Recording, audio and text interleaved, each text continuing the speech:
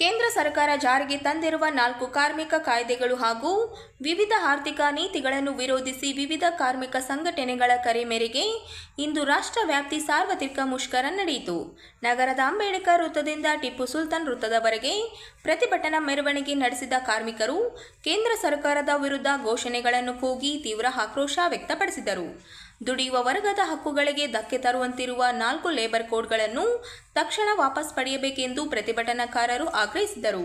ವಿಜಿಜಿ, ರಾಮರ್ಜಿ ಸೇರಿದಂತೆ ವಿವಿಧ ಯೋಜನೆಗಳ ಜಾರಿಗೆ ಸಂಬಂಧಿಸಿದಂತೆ ಉದ್ಯೋಗ ಭದ್ರತೆ ಹದಗೆಡುತ್ತಿದೆ ಎಂದು ಆರೋಪಿಸಿದ ಸಂಘಟನೆಗಳು ಉದ್ಯೋಗ ಖಾತ್ರಿ ಹಾಗೂ ಕಾರ್ಮಿಕರ ಸಾಮಾಜಿಕ ಭದ್ರತೆ ಕಾಪಾಡಬೇಕೆಂದು ಒತ್ತಾಯಿಸಿದರು. ಕರ್ನಾಟಕ ರಾಜ್ಯ ಸರ್ಕಾರವು ಲೇಬರ್ ಕೋಡ್ಗಳಿಗೆ ನಿಯಮ ರೂಪಿಸಿ ಜಾರಿಗೆ ತರುವುದನ್ನು ತಪ್ಪಿಸಬೇಕೆಂದು ಕೂಡ ಪ್ರತಿಭಟನಾಕಾರರು ಎಚ್ಚರಿಕೆ ನೀಡಿದರು.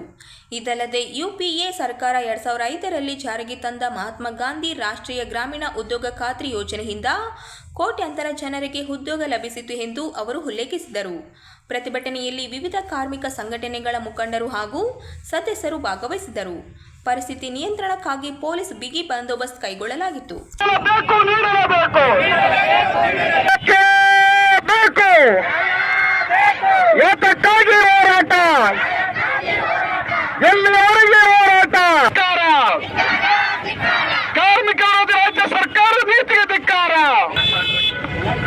ಈಗ ಬೇರೆ ಬೇರೆ ವಿವಿಧ ಸಂಘಟನೆಯ ಮುಖಂಡರು 5 ನಿಮಿಷ ವೇದಿಕೆಯ ಪ್ರಮುಖ ಸಂಘಟನೆ ಆಗಿರ್ತಕ್ಕಂಥ ಸಿಐಟಿನ ನಾಯಕರಾಗಿರ್ತಕ್ಕಂಥ ಶರಣಬಸವರು ಮಾತಾಡಬೇಕಂತ ನಾನು ಕೇಳ್ಕೊಳ್ತಾ ಇದ್ದೇನೆ. ಕಾಂಗ್ರೆಸ್ ಎಲ್ಲ ಮುಷ್ಕರದಲ್ಲಿ ನಿರತರಾಗಿರ್ತಕ್ಕಂಥ 4 ಲೇಬರ್ ಕೋಡ್ಗಳನ್ನ ಏನು ಕೇಂದ್ರ ಸರ್ಕಾರ ಜಾರಿ ಮಾಡಿದೆ, ಆ 4 ಲೇಬರ್ ಕೋಡ್ಗಳನ್ನ ಯಾವುದೇ ಕಾರಣಕ್ಕೂ ನಮ್ಮ ದೇಶದಲ್ಲಿ ಜಾರಿ ಮಾಡಬಾರದು. ಜೊತೆಗೆ ಇವತ್ತೇನು ಗ್ರಾಮೀಣ ಜನರು, ಗ್ರಾಮೀಣ ರೈತರು, ಬಡ ರೈತರು, ಕೂಲಿಕಾರರು ಏನು ಇವತ್ತು ಉದ್ಯೋಗ ಖಾತ್ರಿ ಯೋಜನೆಯಲ್ಲಿ ಕೆಲಸ ಮಾಡಿ ತಮ್ಮ ಜೀವನವನ್ನ ನಿರ್ವಹಣೆ ಮಾಡ್ತಾ ಇದ್ರು, ಇವತ್ತು ಆ ಉದ್ಯೋಗ ಖಾತ್ರಿಯನ್ನ ಸರ್ವನಾಶ ಮಾಡುವ ನಿಟ್ಟಿನಲ್ಲಿ ವಿಬಿಜಿ ರಾಮ್ಜಿ ಅಂತಕ್ಕಂಥ ಸ್ಕೀಮ್ ನ ಜಾರಿ ಮಾಡಿರ್ತಕ್ಕಂಥ ಕೇಂದ್ರ ಸರ್ಕಾರದ 2 ಪ್ರಮುಖವಾದಂತಹ ಡಿಮ್ಯಾಂಡ್ಗಳನ್ನ ಇಟ್ಕೊಂಡು ನಾವು ಇವತ್ತು ಎಲ್ಲಾ ಕಾರ್ಮಿಕರು ಮುಷ್ಕರದಲ್ಲಿ ನಿರತರಾಗಿದ್ದೀವಿ. ಮುಷ್ಕರ ಅಂದ್ರೆ ಈಗಾಗಲೇ ನಮ್ಮ ಇಂಡಸ್ಟ್ರಿಯಲ್ಲಿ ನಾವು ಮುಷ್ಕರದ ನೋಟಿಸ್ ಅನ್ನ ಕೊಟ್ಟಿದ್ದೀವಿ. ಎಲ್ಲ ನಾವು ಕಾರ್ಮಿಕರು, ಸಂಘಟಿತ ಕಾರ್ಮಿಕರು, ಸ್ಕೀಮ್ ವರ್ಕರ್ಸ್, ಜೊತೆಗೆ ಇವತ್ತು ಗ್ರಾಮೀಣ ಬ್ಯಾಂಕ್ನ ನೌಕರರು, LIC ಅವರು ಮತ್ತು ನ್ಯಾಷನಲೈಸ್ ಬ್ಯಾಂಕ್ನ AIBನ ಇವರು ಮತ್ತು BSNL ಎಲ್ಲ ಇವರು ನಾವು 12 ಸಂಘಟನೆಗಳು ಇವತ್ತು ರಾಯಚೂರು ಜಿಲ್ಲೆಯಲ್ಲಿ ನಾವು ಒಂದಾಗಿ ಇವತ್ತು ಮುಷ್ಕರವನ್ನ ದೊಡ್ಡ ರೀತಿಯಲ್ಲಿ ನಾವು ಇವತ್ತು ಅಂಬೇಡ್ಕರ್ ಸರ್ಕಲ್ ನಲ್ಲಿ ಒಂದು ಸಾವಿರಾರು ಸಂಖ್ಯೆಯಲ್ಲಿ ನಾವು ಕಾರ್ಮಿಕರು ಸೇರುವ ಮುಖಾಂತರ ಇವತ್ತು ಈ ದೇಶದ ಸರ್ಕಾರಕ್ಕೆ, ಪ್ರಧಾನಮಂತ್ರಿಗಳಿಗೆ ಯಾವುದೇ ಕಾರಣಕ್ಕೂ ಇದನ್ನ ಜಾರಿ ಮಾಡಬಾರ್ದು, 4 ಲೇಬರ್ ಕೋಡ್ಗಳನ್ನ ಜಾರಿ ಮಾಡಬಾರ್ದು. ಉದ್ಯೋಗ ಖಾತ್ರಿ ಯೋಜನೆ ನೀವು ನಾಶ ಮಾಡ್ತಕ್ಕಂಥ ಇದನ್ನ ಹುನ್ನಾರ ನಡೆಸಿದ್ರೆ ಇದನ್ನ ವಾಪಸ್ ತಗೊಳ್ಬೇಕು ಅಂತೇಳಿ ನಾವು ಒತ್ತಾಯವನ್ನ ಮಾಡ್ತಾ ಇದ್ದೀವಿ. ರಾಯಚೂರು ತಾಲೂಕಿನ ಹಿರಗೇರೆ ಗ್ರಾಮದ ಬಳಿ ಭೀಕರ ರಸ್ತೆ ಅಪಘಾತ ಸಂಭವಿಸಿದೆ. ಓವರ್ಟೇಕ್ ಮಾಡುವ ವೇಳೆ ಸಾರಿಗೆ ಬಸ್ ಟ್ರ್ಯಾಕ್ಟರ್ಗೆ ಡಿಕ್ಕಿ ಹೊಡೆದ ಪರಿಣಾಮ 5ರಲ್ಲಿ 2 ಗಂಭೀರವಾಗಿ ಗಾಯಗೊಂಡಿದ್ದಾರೆ. ರಾಯಚೂರಿನಿಂದ ಕರ್ನೂಲ್ ಕಡೆಗೆ ತೆರಳುತ್ತಿದ್ದ ರಾಜ್ಯ ಸಾರಿಗೆ ಬಸ್ ಮುಂದೆ ಸಾಗುತ್ತಿದ್ದ ಟ್ರ್ಯಾಕ್ಟರ್ ಅನ್ನು ಓವರ್ಟೇಕ್ ಮಾಡಲು ಯತ್ನಿಸಿದೆ. ಇದೇ ವೇಳೆ ಎದುರು ದಿಕ್ಕಿನಿಂದ ಲಾರಿ ಬಂದ ಹಿನ್ನೆಲೆಯಲ್ಲಿ ಬಸ್ ಚಾಲಕನಿಗೆ ಓವರ್ಟೇಕ್ ಪೂರ್ಣಗೊಳಿಸಲು ಸಾಧ್ಯವಾಗಿದೆ. ಮುಂದೆ ಹೋಗುತ್ತಿದ್ದ ಟ್ರ್ಯಾಕ್ಟರ್ ಟ್ರಾಲಿಗೆ ಡಿಕ್ಕಿ ಹೊಡೆದಿದೆ. ಟ್ರಾಲಿಯಲ್ಲಿ ಪ್ರಯಾಣಿಸುತ್ತಿದ್ದ 5 ಕಾರ್ಮಿಕರಲ್ಲಿ 2ರಿಗೆ ಗಂಭೀರ ಗಾಯಗಳಾಗಿದ್ದು, ಉಳಿದ 3 ಸಣ್ಣ ಪುಟ್ಟ ಗಾಯಗಳಿಂದ ಪರಾರಾಗಿದ್ದಾರೆ. ಗಾಯಾಳುಗಳನ್ನು ತಕ್ಷಣವೇ ಸಮೀಪದ ಖಾಸಗಿ ಆಸ್ಪತ್ರೆಗೆ ಸಾಗಿಸಲಾಗಿದ್ದು ಚಿಕಿತ್ಸೆ ಮುಂದುವರೆದಿದೆ. ಘಟನೆಯ ಕುರಿತು ಯರಗೇರ ಪೊಲೀಸ್ ಠಾಣೆಯಲ್ಲಿ ಪ್ರಕರಣ ದಾಖಲಾಗಿದ್ದು ಪೊಲೀಸರು ತನಿಖೆ ಮುಂದುವರೆಸಿದ್ದಾರೆ.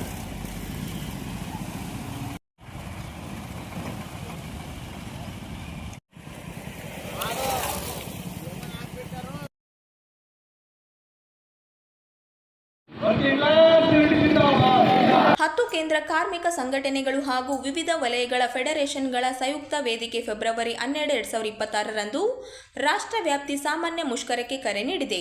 ದೇಶಾದ್ಯಂತ ಕಾರ್ಮಿಕರು, ರೈತರು ಮತ್ತು ಜನಸಾಮಾನ್ಯರ ಹಕ್ಕುಗಳ ರಕ್ಷಣೆಗೆ ಈ ಹೋರಾಟ ನಡೆಸಲಾಗುತ್ತಿದೆ ಎಂದು ಸಂಘಟನೆಗಳು ಪ್ರಕಟಿಸಿವೆ.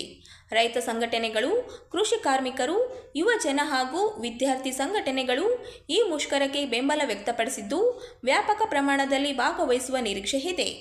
ಕಾರ್ಮಿಕ ವಿರೋಧಿ 4 ಕಾರ್ಮಿಕ ಸಂಹಿತೆಗಳು, ಸಾರ್ವಜನಿಕ ವಲಯದ ಖಾಸಗೀಕರಣ, ಉದ್ಯೋಗ ಭದ್ರತೆ ಕುಂಠಿತಗೊಳಿಸುವ ನೀತಿಗಳು ಹಾಗೂ MGNREGA ಯೋಜನೆ ದುರ್ಬಲಗೊಳಿಸುವ ಕ್ರಮಗಳ ವಿರುದ್ಧ ಈ ಮುಷ್ಕರ ಆಯೋಜಿಸಲಾಗಿದೆ ಎಂದು ಸಂಯುಕ್ತ ವೇದಿಕೆ ಆರೋಪಿಸಿದೆ. ಸರ್ಕಾರವು ಕಾರ್ಮಿಕ ಸಂಘಟನೆಗಳೊಂದಿಗೆ ಸಮಾಲೋಚನೆ ನಡೆಸದೆ ಸಂಹಿತೆಗಳನ್ನು ಜಾರಿಗೆ ತಂದಿರುವುದು ಸಂವಿಧಾನಾತ್ಮಕ ಹಕ್ಕುಗಳಿಗೆ ಧಕ್ಕೆ ತಂದಂತಾಗಿದೆ ಎಂದು ಸಂಘಟನೆಗಳು ಆಕ್ಷೇಪ ವ್ಯಕ್ತಪಡಿಸಿವೆ. ಮುಖ್ಯ ಬೇಡಿಕೆಗಳಾಗಿ 4 ಕಾರ್ಮಿಕ ಸಂಹಿತೆಗಳನ್ನು ರದ್ದುಪಡಿಸುವುದು, MGNREGA ಯೋಜನೆ ಪುನರ್ಸ್ಥಾಪನೆ, ಸಾರ್ವಜನಿಕ ವಲಯದ ಖಾಸಗೀಕರಣ ನಿಲುಗಡೆ ಹಾಗೂ ಖಾಲಿ ಸರ್ಕಾರಿ ಹುದ್ದೆಗಳ ಭರ್ತಿ ಸೇರಿದಂತೆ ಹಲವು ವಿಷಯಗಳನ್ನು ಮುಂದುವರಿಸಲಾಗಿದೆ. 10 ಸೆಂಟ್ರಲ್ ಟ್ರೇಡ್ ಯೂನಿಯನ್ಗಳು ಕರೆ ಕೊಟ್ಟಿದ್ದಾರೆ. INTUC, ANTUC, HMS, CIUC, CITU, AUTUC, TUCC, ಸೇವಾ, AICCTU, LSC, UTUC. ಇವತ್ತು ನಮ್ಮ ಇಡೀ ದೇಶಾದ್ಯಂತ 29 ಲೇಬರ್ ಕೋಡ್ಸ್ ಇದೆ. ಆ 29 ಲೇಬರ್ ಕೋಡ್ಸ್ನ ಇವತ್ತು ಕೇಂದ್ರ ಸರ್ಕಾರ 4 ಲೇಬರ್ ಕೋಡ್ಸ್ನ ಮುಂದೆ ತಂದಿದ್ದಾರೆ. ಅದನ್ನು ಇಡೀ ದೇಶದಂತ ಎಲ್ಲ ರಾಷ್ಟ್ರಗಳು ಒಪ್ಪಿಗೆಯನ್ನು ಸೂಚಿಸಬೇಕು. ಅದರ ಉದ್ದೇಶ ಅದು ಎಲ್ಲ ರಾಷ್ಟ್ರಗಳು ಒಪ್ಪಿಗೆ ಕೊಟ್ಟಿದ ನಂತರನೇ ಇಂಪ್ಲಿಮೆಂಟ್ ಮಾಡಬೇಕು ಅಂತ ಹೇಳ್ತಾ ಇದ್ದಾರೆ. ಆದರೆ ಈ ಒಂದು ಫಿಕ್ಸ್ಡ್ ಟರ್ಮ್ ಎಂಪ್ಲಾಯ್ಮೆಂಟ್ ಅಂತಂದರೆ ಸಪೋರ್ಟಿಂಗ್ ಟು ಕಾರ್ಪೊರೇಟ್, ಇದರಲ್ಲಿ ಎಷ್ಟು ಯಾರು ಓದಿದ್ರು ಅವ್ರ ಮಕ್ಕಳಿಗೆ ಪರ್ಮನೆಂಟ್ ಜಾಬ್ ಅನ್ನೋದು ಇರಲ್ಲ. ಈ ಫಿಕ್ಸ್ಡ್ ಟರ್ಮ್ ಎಂಪ್ಲಾಯ್ಮೆಂಟ್ ಅಂತಂದರೆ ಓನ್ಲಿ ಜಸ್ಟ್ ಲೈಕ್ ಅಪರೆಂಟಿಸ್, 1 ವರ್ಷ ಕೆಲಸ ಮಾಡಬೇಕು, 1 ವರ್ಷ ಅವರಿಗೆ ಗ್ರ್ಯಾಚ್ಯುಟಿನ ಕೊಡ್ತಾರಂತೆ. 1 ವರ್ಷಕ್ಕೆ ಇವತ್ತು ಪ್ರತಿಯೊಬ್ಬ ಮನೆಯಲ್ಲಿ ಅವ್ರವ್ರ ಮಕ್ಕಳಿಗೆ ಸರ್ಕಾರಿ ನೌಕರಿ ಸಿಗಬೇಕು ಅಂತ ಹೇಳ್ಕೊಡ್ತಾರೆ. ಆದರೆ ಯಾರು ಈ ಗೌರ್ಮೆಂಟ್ ಕೋಡ್ ಪ್ರಕಾರ ಪರ್ಮನೆಂಟ್ ಜಾಬ್ ಇರಲ್ಲ. ಕಾಂಗ್ರೆಸ್ ಓನ್ಲಿ 4 ವರ್ಷ 5 ವರ್ಷ ಈ ರೀತಿ ಅಪ್ರೆಂಟಿಸ್ ಇದು ಮಾಡ್ಕೊಡ್ತಾರೆ. ಅವರಿಗೆ 1 ವರ್ಷಕ್ಕೆ ಗ್ರ್ಯಾಚ್ಯುಟಿ ಕೊಟ್ಟು ಅವರಿಗೆ ಪರ್ಮನೆಂಟ್ ಪೋಸ್ಟಿಂಗ್ ಕೊಡಲ್ಲ. ಈಗ ಮಿನಿಮಮ್ ಯೂನಿಯನ್ ಒಂದು ಕಟ್ಟಬೇಕು ಅಂದರೆ ಇಂಥ ಮುಂದೆ ಮಿನಿಮಮ್ 100 ಇತ್ತು. ಇವಾಗ 300 ಜನನ ಯೂನಿಯನ್ ವರ್ಕರ್ಸ್ ಇದ್ದರು. 300 ಜನ ವರ್ಕರ್ಸ್ ಇದ್ದರೆ ಮಾತ್ರ ಯೂನಿಯನ್ ಕಟ್ಟಲಿಕ್ಕೆ ಸಾಧ್ಯ ಇದೆ. ಸೊ 300 ಜನ ವರ್ಕರ್ಸ್ ಇರೋ ಕಾರ್ಪೊರೇಟ್ಸ್ ಏನು ಮಾಡ್ತಾರೆ ಅಂದರೆ ಅವರು ಕಾರ್ಪೊರೇಟ್ ಸೆಕ್ಟರ್ಗೆ ಇದೊಂದು ಪ್ರೈವೇಟೈಸೇಷನ್ ಮಾಡಲಿಕ್ಕೆ ಒಂದು ಅವಕಾಶ ಇದೆ ಅನಿಸುತ್ತೆ. ಕಾರ್ಪೊರೇಟ್ ಎಲ್ಲ ಸೆಕ್ಟರ್ನಲ್ಲಿ ಪ್ರೈವೇಟೈಸೇಷನ್ ಮಾಡ್ತಾ ಹೋದರೆ ನಮ್ಮ ದೇಶದ ಆರ್ಥಿಕ ಪರಿಸ್ಥಿತಿ ತುಂಬ ಕೆಟ್ಟದಾಗಿ ಉಂಟಾಗಬಹುದು. ಇಡೀ ನಮ್ಮ ಪ್ರಪಂಚದಲ್ಲಿ ಎಲ್ಲ ದೇಶದಲ್ಲಿ ಬ್ಯಾಂಕಿಂಗ್ ಸೆಕ್ಟರ್ ತುಂಬ ವೀಕ್. ಆದರೆ ನಮ್ಮ ಭಾರತ ದೇಶದಲ್ಲಿ ಮಾತ್ರ only banking sector is the powerful banking sector. ನಮ್ಮ ದೇಶದಲ್ಲಿ ಆರ್ಥಿಕ ವ್ಯವಸ್ಥೆ ಸುಧಾರಣೆ ಇಷ್ಟು ಗಟ್ಟಿಯಾಗಿದೆ ಅಂದರೆ ಅದಕ್ಕೆ ಕಾರಣ ಇವತ್ತಿನ ನಮ್ಮ ರಾಷ್ಟ್ರೀಯ ಬ್ಯಾಂಕ್ಗಳು. ಇವತ್ತು ಸರ್ಕಾರ ನಮ್ಮ ರಾಷ್ಟ್ರೀಯ ಬ್ಯಾಂಕ್ಗಳನ್ನು ಪ್ರೈವೇಟೀಕರಣ ಮಾಡಬೇಕಂತ ಹೊರಟಿದೆ. ಇದನ್ನು ನಾವು ಪ್ರೈವೇಟೀಕರಣ ಮಾಡಬಾರ್ದು ಅಂತಲೂ ನಮ್ಮ ಕೇಂದ್ರ ಸರ್ಕಾರಕ್ಕೆ ಒತ್ತಾಯಿಸ್ತಾ ಇದ್ದೀವಿ. ಗೌರ್ಮೆಂಟ್ ಎಲ್ಲ ಸುಭಾಷ್ ಜಗತಿ ರೈತರು.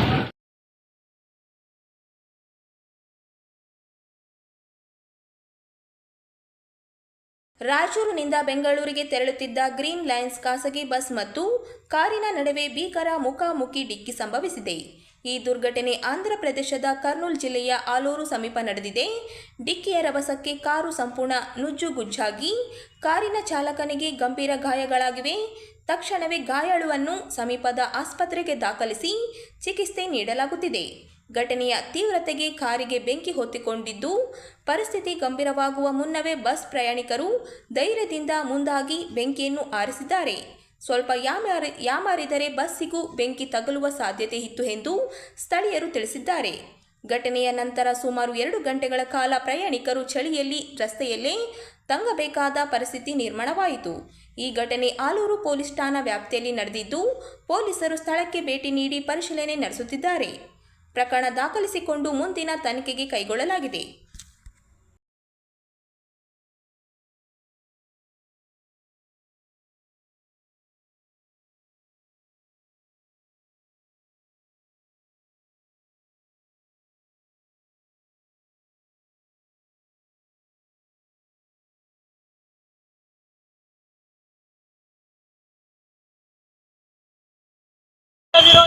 ಮಸೂದೆಗಳನ್ನು ವಾಪಸ್ ಪಡೆಯಲೇಬೇಕು.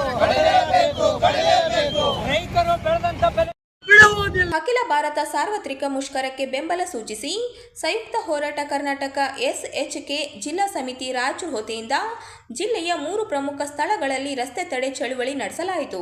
ಕೇಂದ್ರ ಸರ್ಕಾರ ಜಾರಿಗೊಳಿಸಿರುವ 4 ಕಾರ್ಮಿಕ ಸಂಹಿತೆಗಳನ್ನು ಹಿಂಪಡೆಯಬೇಕು, ಅಸಂಘಟಿತ ಕಾರ್ಮಿಕರಿಗೆ ಕನಿಷ್ಠ ವೇತನ ಜಾರಿಗೊಳಿಸಬೇಕು, ಸರ್ಕಾರಿ ಸಾರ್ವಜನಿಕ ಉದ್ಯಮಗಳ ಖಾಸಗೀಕರಣವನ್ನು ನಿಲ್ಲಿಸಬೇಕು ಎಂದು ಪ್ರತಿಭಟನಾಕಾರರು ಆಗ್ರಹಿಸಿದರು.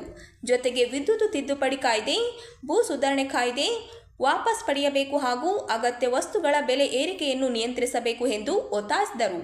ರಾಜ್ಯದಲ್ಲಿ ಇಂದಿನ ಬಿಜೆಪಿ ಸರ್ಕಾರದ ಅವಧಿಯಲ್ಲಿ ಜಾರಿಗೊಂಡ ರೈತ ವಿರೋಧಿ ಕೃಷಿ ಮತ್ತು APMC ಕಾಯ್ದೆಗಳನ್ನು ರದ್ದುಪಡಿಸಿ ರೈತ ಪರವಾದ ಭೂ ಸುಧಾರಣೆ ಕಾಯ್ದೆಗಳನ್ನು ಜಾರಿಗೊಳಿಸಬೇಕು ಎಂಬ ಬೇಡಿಕೆಯನ್ನು ಮುಂದಿಟ್ಟರು. ರಾಯಚೂರು ತಾಲೂಕಿನ ಒಡ್ಲೂರು ಕ್ರಾಸ್ ಬಳಿ ಹೈದರಾಬಾದ್ ಮುಖ್ಯ ರಸ್ತೆ, ಯರಗೇರದಲ್ಲಿ ಮಂತ್ರಾಲಯ ಮುಖ್ಯ ರಸ್ತೆ ಹಾಗೂ ಕುರುಡಿ ಕ್ರಾಸ್ ಹತ್ತಿರ ರಸ್ತೆ ತಡೆ ನಡೆಸಿ ಪ್ರತಿಭಟನೆಗೈದರು. ಬಳಿಕ ನಾಡ ತಹಶೀಲ್ದಾರರ ಮೂಲಕ ಪ್ರಧಾನಮಂತ್ರಿ ಹಾಗೂ ಮುಖ್ಯಮಂತ್ರಿ ಅವರಿಗೆ ಮನವಿ ಸಲ್ಲಿಸಲಾಯಿತು. ಒಡ್ಲೂರು ಕ್ರಾಸ್ನಲ್ಲಿ ನಡೆದ ಪ್ರತಿಭಟನೆಗೆ ಜಿಲ್ಲಾ ಸಂಚಾಲಕ KG ವೀರೇಶ್ ಹಾಗೂ ಜಿಂದಪ್ಪ ಒಡ್ಲೂರು ನೇತೃತ್ವ ವಹಿಸಿದರು. ಯರಗೇರದಲ್ಲಿ AICCTU ಸಂಘಟನೆಯ ಅಜೀಜ್ ಜಾಗೀರದಾರ್ ಹಾಗೂ ಕುರುಡಿ ಕ್ರಾಸ್ನಲ್ಲಿ ಗ್ರಾಮೀಣ ಕೃಷಿಕ ಸಂಘಟನೆಯ ಬಸವರಾಜ್ ನೇತೃತ್ವ ನೀಡಿದರು. ಇದು ದೇಶಾದ್ಯಂತ ನಡೆಯುವ ರೈತ ಕಾರ್ಮಿಕರ ಐಕ್ಯತೆ ಚಿರಾಯವಾಗಲಿ.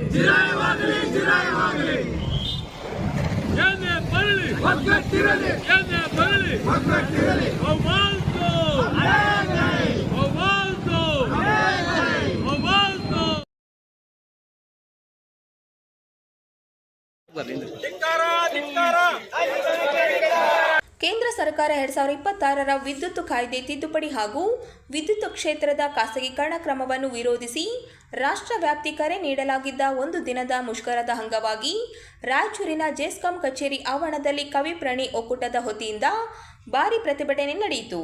ಪ್ರತಿಭಟನೆಯಲ್ಲಿ ಭಾಗವಹಿಸಿದ ನೌಕರರು ಕೇಂದ್ರ ಸರ್ಕಾರದ ನಿರ್ಧಾರವನ್ನು ತೀವ್ರವಾಗಿ ಖಂಡಿಸಿ ಘೋಷಣೆಗಳನ್ನು ಕೂಗಿ ಆಕ್ರೋಶ ವ್ಯಕ್ತಪಡಿಸಿದರು. ವಿದ್ಯುತ್ ಕ್ಷೇತ್ರವು ಸಾರ್ವಜನಿಕ ಸೇವಾ ವಲಯವಾಗಿದ್ದು ಜನಸಾಮಾನ್ಯರ ಹಿತದೃಷ್ಟಿಯಿಂದ ಕಾರ್ಯನಿರ್ವಹಿಸುತ್ತಿದೆ.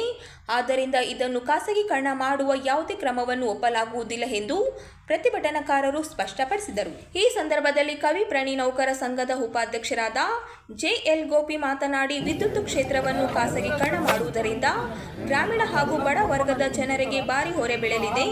ಕೇಂದ್ರ ಸರ್ಕಾರ 2026ರ ವಿದ್ಯುತ್ ಕಾಯ್ದೆ ತಿದ್ದುಪಡಿ ನಿರ್ಧಾರವನ್ನು ತಕ್ಷಣವೇ ಹಿಂತೆಗೆದುಕೊಳ್ಳಬೇಕು, ಇಲ್ಲವಾದಲ್ಲಿ ಉಗ್ರ ಹೋರಾಟವನ್ನು ಕೈಗೊಳ್ಳಬೇಕಾಗುತ್ತದೆ ಎಂದು ಎಚ್ಚರಿಸಿದರು. ಇಂಜಿನಿಯರ್ ಅಸೋಸಿಯೇಷನ್ ಪರವಾಗಿ ಅಧೀಕ್ಷಕ ಅಭಿಯಂತರಾದ ಶ್ರೀ ವೆಂಕಟೇಶ್ ಮಾತನಾಡಿ, ಈಗಾಗಲೇ ಕೇಂದ್ರ ಸರ್ಕಾರ ಕೈಗೊಂಡಿರುವ ಅನೇಕ ಉದ್ಯಮಗಳು ನಿರೀಕ್ಷಿತ ಫಲಿತಾಂಶ ನೀಡಿಲ್ಲ. ಹೀಗಾಗಿ ವಿದ್ಯುತ್ ಕ್ಷೇತ್ರವನ್ನು ಖಾಸಗೀಕರಣ ಮಾಡುವುದರಿಂದ ಪರಿಸ್ಥಿತಿ ಇನ್ನಷ್ಟು ಸಂಕೀರ್ಣವಾಗಬಹುದು ಎಂದು ಹೇಳಿದರು. ಸಂಘ ಸಂಸ್ಥೆಯ ಪದಾಧಿಕಾರಿಗಳು ಏನು ಅಮೆಂಡ್ಮೆಂಟ್ ಬಿಲ್ 2023 ಎಲೆಕ್ಟ್ರಿಸಿಟಿ ಆ್ಯಕ್ಟ್ ಏನಿದೆ, ಈ ಆ್ಯಕ್ಟ್ ತಂದು ಮೇಜರ್ ಬಂದಿರೋದು 2003ರಲ್ಲಿ. ಅದಕ್ಕೆ ಕೆಲವೊಂದು ಕ್ಲಾಸಸ್ಗಳನ್ನ ತಿದ್ದುಪಡಿ ಮಾಡ್ತಾ ಇದ್ದಾರೆ. ನಾನು 2 ದಿವಸದಿಂದ ಸುಮಾರು ಕೆಲವೊಂದು ಆ ತಿದ್ದುಪಡಿ ಅಂಶಗಳನ್ನು ಸ್ಟಡಿ ಮಾಡಿದೆ. ಅದರಲ್ಲಿ ಸೆಕ್ಷನ್ 14 ಮಲ್ಟಿಪಲ್ ಡಿಸ್ಟ್ರಿಬ್ಯೂಷನ್ ಲೈಸೆನ್ಸಿ ಅಂತ ಇದೆ. ಅದು 2003ರಲ್ಲೇ ಇತ್ತು ಕ್ಲಾಸ್ ಇತ್ತು. ಅದರಲ್ಲಿ ಏನಿತ್ತು ಅಂತಂದರೆ, ಯಾರೇ ಮಲ್ಟಿಪಲ್ ಬೇರೆ ಯಾರೇ ಬಂದರೂ ಕೂಡ ಅವನದೇ ಆದಂಥ ಡಿಸ್ಟ್ರಿಬ್ಯೂಷನ್ ನೆಟ್ವರ್ಕ್ ಹಾಕೊಂಡು ಡಿಸ್ಟ್ರಿಬ್ಯೂಟ್ ಮಾಡೋಂಥ ಇತ್ತು. ಈಗ ಅದನ್ನು ಅಮೆಂಡ್ಮೆಂಟ್ ಮಾಡಿ ಏನು ಮಾಡಿದ್ದಾರೆ ಅಂದರೆ, ನಮ್ಮ ನೆಟ್ವರ್ಕ್ ಯೂಸ್ ಮಾಡ್ಕೊಂಡು ಯಾರು ಬೇಕಾದರೂ ಮಲ್ಟಿಪಲ್ ಡಿಸ್ಟ್ರಿಬ್ಯೂಷನ್ ಲೈಸೆನ್ಸ್ ಯಾರು ಬೇಕಾದರೂ ಬರ್ಬೋದು ಅಂದಾಗ ಈಗ ಟೆಲಿಕಾಮ್ದಲ್ಲಿ ಆಯಿತು. ಏರ್ಟೆಲ್ ಬಂದ, ಓಡೋ ಬಂದ, ಜಿಯೋ ಬಂದ. ಈಗ ಹೆಂಗಾಗ್ಬಿಟ್ಟಿದೆ, ಅವರು ಬಂದುಬಿಟ್ಟು ಸರ್ಕಾರಿ ಸಂಸ್ಥೆ ಮತ್ತು ಒಂದು ಸಂಸ್ಥೆ ಆದಂಥ BSNL ಕತೆ ಏನಾಗಿದೆ ಅಂದರೆ, ನನ್ನ ಕರೆಂಟ್ ಹೋಯ್ತು ಅಂತಂದರೆ ಅವನಿಗೆ ಡೀಸೆಲ್ ಹಾಕೋಕ್ಕೆ ಕೂಡ ಯೋಗ್ಯತೆ ಇಲ್ಲ, ನೆಟ್ವರ್ಕೇ ಹೋಗ್ಬಿಡ್ತದೆ. ಕಾರಣ ಏನಂತಂದರೆ, ಮಲ್ಟಿಪಲ್ ಬಂದ್ಬಿಟ್ರು ಇವರೆಲ್ಲ, ಜಿಯೋದವರು ಇವರೆಲ್ಲ ಖಾಸಗಿಯವರು ಬಂದ್ಬಿಟ್ಟು ಅದನ್ನು ಆ ಸಂಸ್ಥೆನ ನೇನು ಮುಚ್ಚಾಂತಕ್ಕೆ ಬಂದೈತೆ. ಆ ನೌಕರ ಪರಿಸ್ಥಿತಿ ಹೇಳಂಗಿಲ್ಲ. ಹಿಂದಕ್ಕೆ ಏನಿತ್ತಲ್ಲ, ನಾವು ಬ್ರಿಟಿಷ್ ಕಾಲದಲ್ಲಿ, ಅದು ಹಿಂದಿನ ಕಾಲದಲ್ಲಿ ಏನು ಉಳಿಗೆಮಾನ ಪದ್ಧತಿ, ಜೀತ ಪದ್ಧತಿ ಅಂತ ಹೇಳ್ತಿದ್ವಲ್ಲ, ಅಂಥ ಪದ್ಧತಿ ಬಂದ್ಬಿಟ್ಟಿದೆ. ಸೇವೆ, ಸೇವಾ ಭದ್ರತೆ, ಸೇವಾ ನಿಯಮಗಳೆಲ್ಲ ಗಾಳಿಗೆ ಹೋಗ್ಬಿಟ್ಟಿದೆ. ಸೊ ಮಲ್ಟಿಪಲ್ ಡಿಸ್ಟ್ರಿಬ್ಯೂಷನ್ ಲೈಸೆನ್ಸಿಗೆ ಬಂದರೆ ನಮ್ಮಲ್ಲಿ ಕೂಡ ಅದೇ ಥರ ಪರಿಸ್ಥಿತಿ ಬರುತ್ತೆ. ಸೊ ಹಾಗಾಗಿ ಆ ಸೆಕ್ಷನ್ 14 ಏನು ಅಮೆಂಡ್ಮೆಂಟ್ ಮಾಡಿದ್ದಾರೆ ಅದನ್ನು ನಾವು ನೌಕರರು ಮತ್ತು ನಮ್ಮ ಅಧಿಕಾರಿಗಳು ನಾವು ತೀವ್ರವಾಗಿ ಅದನ್ನು ಖಂಡಿಸ್ತೇವೆ. ಇನ್ನು ಎರಡನೇದ್ದು ಮಲ್ಟಿಪಲ್, ಮತ್ತು ಇನ್ನೊಂದು ಈಗ ಈ ಇಂಡಿಯನ್ ಇದು ಏವಿಯೇಷನ್ ಸೆಕ್ಟರಲ್ಲಿ ಏರ್ ಇಂಡಿಯಾ ಇತ್ತು ನಮ್ದು ಮುಂಚೆ. ಏರ್ ಇಂಡಿಯಾ ಆದಮೇಲೆ ಇಂಡಿಗೋ ಬಂತು, ಸುಮಾರು ಸಾಕಷ್ಟು ಜನ ಎಲ್ಲ ಬಂದ್ಬಿಟ್ಟು ಅದಕ್ಕೂ ಕೂಡ DGC ಅಂತಿದೆ, ರೆಗ್ಯುಲೇಟರಿ ಕಮಿಷನ್, ಸ್ಟ್ಯಾಟ್ಯುಟರಿ ಬಾಡಿ. ಈ ಒಂದು 2 ತಿಂಗಳಿಂದ ಏನು ಮಾಡಿಬಿಟ್ಟ ಇಂಡಿಗೋದವರು, ಬರೋರು ಎಲ್ಲರೂ, ನಾನು ಇವತ್ತು ಟಿಕೆಟ್ ಬುಕ್ ಮಾಡಿದ್ದೀನಿ, ಮನೆಯಿಂದ ಲಗೇಜ್ ಪ್ಯಾಕ್ ಮಾಡ್ಕೊಂಡು ಹೆಂಡತಿ ಮಕ್ಕಳನ್ನ ತಂದೆ ತಾಯಿನ ಕರ್ಕೊಂಬಂದು ಬೋರ್ಡಿಂಗ್ ಪಾಸ್ ತಗೊಂಡು ಏರ್ಪೋರ್ಟ್ ಕುಂತ ಟೈಮಲ್ಲಿ ಮೆಸೇಜ್ ಬರುತ್ತೆ, ನಿನ್ನ ಫ್ಲೈಟ್ ಕ್ಯಾನ್ಸಲ್ ಆಗಿದೆ. ಅಲ್ಲ ಸ್ವಾಮಿ, ನೀನು ಫ್ಲೈಟ್ ಕ್ಯಾನ್ಸಲ್ ಮಾಡವ 3 ತಾಸು 4 ತಾಸು ಮುಂಚೆ ಯಾಕೆ ಮೆಸೇಜ್ ಕಳಿಸಲಿಲ್ಲ? ನಾನು ನನ್ನ ಲಗೇಜ್ ಪ್ಯಾಕ್ ಮಾಡ್ಕೊಂಡು ಹೆಂಡತಿ ಮಕ್ಕಳನ್ನ ತಂದೆ ತಾಯಿನ ಕರ್ಕೊಂಬಂದು ಬೋರ್ಡಿಂಗ್ ಪಾಸ್ ತಗೊಂಬಂದು ಏರ್ಪೋರ್ಟ್ ಒಳಗೆ ಬಂದಾಗ ನೀವು ಕ್ಯಾನ್ಸಲ್ ಮಾಡೋದ? ಕಾರಣ ಯಾಕೆ? DGC ಅವ್ರು ಮಾಡಿರ್ತಕ್ಕಂಥ ನಿಯಮಗಳನ್ನ ಇವನು ಪಾಲನೆ ಮಾಡ್ಬೇಕಾಗತ್ತಂತ ತಿಳ್ಕೊಂಡು ಆ DGCಯನ್ನ ಸರ್ಕಾರನ ಒತ್ತೆ ಒಳಗಿಟ್ಕೊಂಡು ಗ್ರಾಹಕರಿಗೆ ತೊಂದರೆ ಕೊಟ್ರೆ ಅವರೆಲ್ಲರೂ ನಮ್ಮ ದಾರಿಗೆ ಬರ್ತಾರಂತ ತಿಳ್ಕೊಂಡು ಈ ತರ ಮಾಡಿದ. ಸೊ ಇಂಥ ಒಂದು ಮುಂದೆ ನಮ್ಮ ಇಲಾಖೆಯಲ್ಲೂ ಆಗುತ್ತೆ.